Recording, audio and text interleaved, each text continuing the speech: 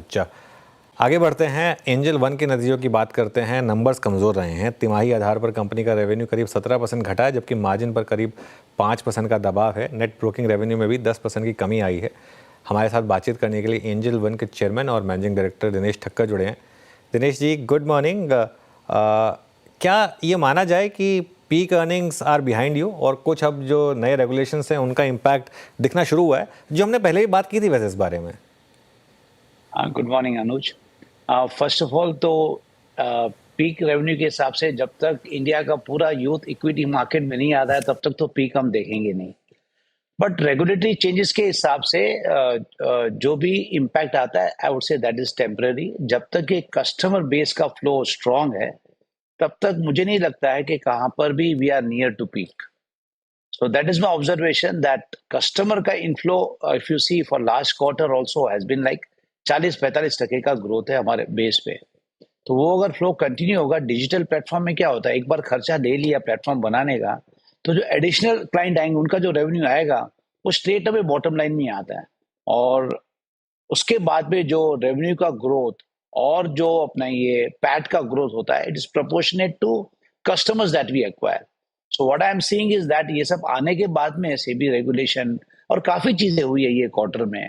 Global issues थे, US के election थे, गवर्नमेंट की स्पेंडिंग कम थी और प्लस एफआईएस की सेटिंग, तो सब कॉम्बिनेशन ऑफ ऑल ये सब हुआ है। जैसे ही मार्केट नॉर्मल होगा और कस्टमर बेस जैसे मैंने कहा था 40% से ग्रो होगा तो ये सारे इम्पैक्ट जो हमको दिख रहे हैं वो बिल्कुल दिखेंगे, बहुत ही टेम्पररी थे। बिल्कुल नहीं नहीं, खैर जब मैं पीक अर्निंग्स की बात कर रहा था दिनेश जी, तो मेरा मतलब ये नहीं था कि क्या अगले 3-4 साल की अर्निंग्स के हिसाब से, मैं क्वार्टरली के हिसाब से बात कर रहा था। लेकिन आपकी बात से मैं सहमत हूँ।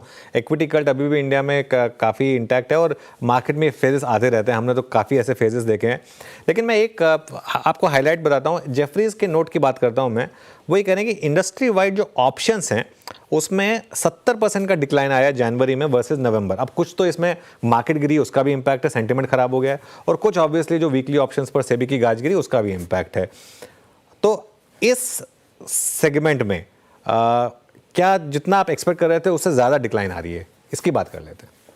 ओके, तो आप देखोगे ना, देखो टाइम एंड अगेन जब भी अपना कहाँ पे एक्सेसेस हुआ है तो रेगुलेशंस आए हैं उस पे, उसके हिसाब से डिप भी देखा गया है। I can go back to BSE days जब बदला ट्रेडिंग था वगैरह, वहां पर जब ये चेंज हुआ to automated lending and mechanism वो जो था एनएससी का, और उसके बाद में फ्यूचर आए, ये इंस्ट्रूमेंट रिटेल के चेंज होते रहेंगे। उनका एक्सपोजर कहाँ ना कहाँ पे होगा, या तो कैश मार्केट में जाएंगे या तो फिर कमोडिटी में जाएंगे या तो और कोई चीज करेंगे।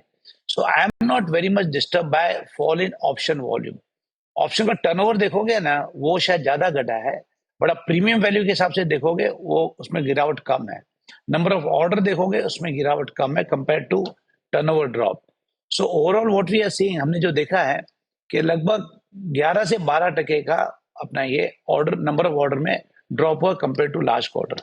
टोटल हमको लगता है ये ड्रॉप लगभग विथ अभी जो ये कॉन्ट्रैक्ट साइज बड़े है, bunching of expiry of monthly 2 ही दिन में होंगे, 1 day to respect to exchange, total drop हमको लगता है 18% से ऊपर नहीं होगा if I normalize market condition. So मुझे लगता है अगर कस्टमर बेस अगर 2-3 क्वार्टर में 20-25% से ग्रो होता है तो ऑलरेडी ऑफसेट हो जाएगा।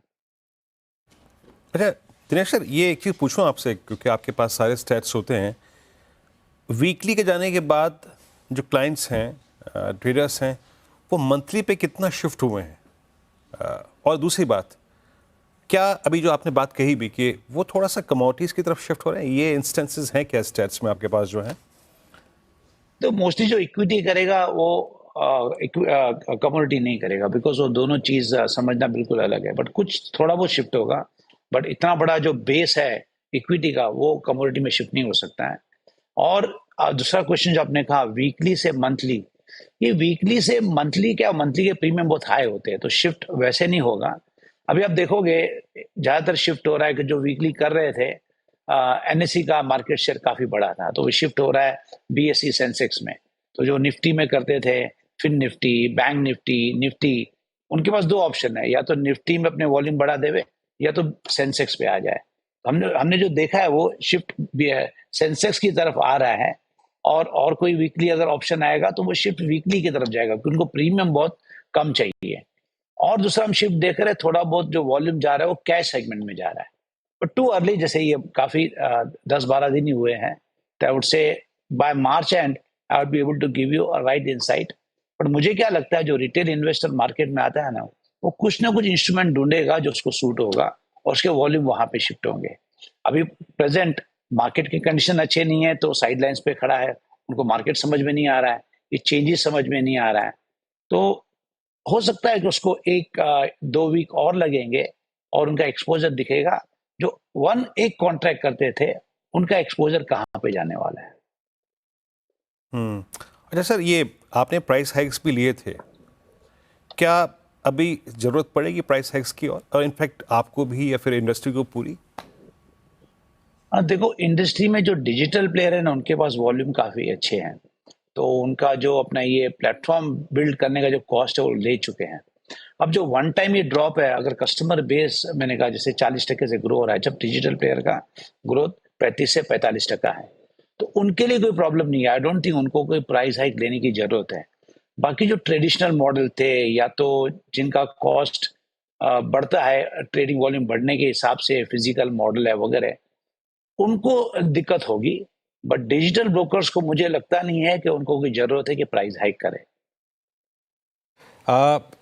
ये दिनेश जी, मार्जिन्स जो आपके इस बार करेक्ट हुए, वो आप क्या इस लेवल पर थोड़ा स्टेबल होंगे या फिर वापस पुराने लेवल्स पर आएंगे? नहीं, पुराने लेवल पे आ जाएंगे। जैसे मैंने कहा कि जैसे ही कस्टमर बेस बढ़ता है, वो revenue straight away bottom line में आता है, तो फिर से हमारा गाइडेंस यही है, 2-3 क्वार्टर में हम फिर से 50% के ओपीएम में आ जाएंगे। अच्छा, एक आजकल तो खैर सबने एक ट्रेंड बना लिया है कि अब अलग अलग बिजनेसेस को अलग अलग लिस्ट करने का, आपकी तरफ से भी ऐसा कुछ आगे जाके प्लान होगा क्या? आगे चल के जब बिजनेसेस बढ़ती है ना, तो हो सकता है उसके लिए रिसोर्सेस अलग चाहिए, उनका विजन अलग होता है। एट प्रेजेंट एंजल का कोई प्लान नहीं है, बिकॉज हमारी दूसरी बिजनेस तो काफी इनिशियल स्टेज में है। जब तक उसका काफी साइज बड़ा नहीं हो जाता है, तब तक ऐसा कोई प्लान एंजल में नहीं है। अच्छा, आपने एक नए ग्रुप सीईओ का भी अनाउंसमेंट किया है, तो ये क्या पूरा फिनटेक कंपनी बनाने का इसको प्लान चल रहा है?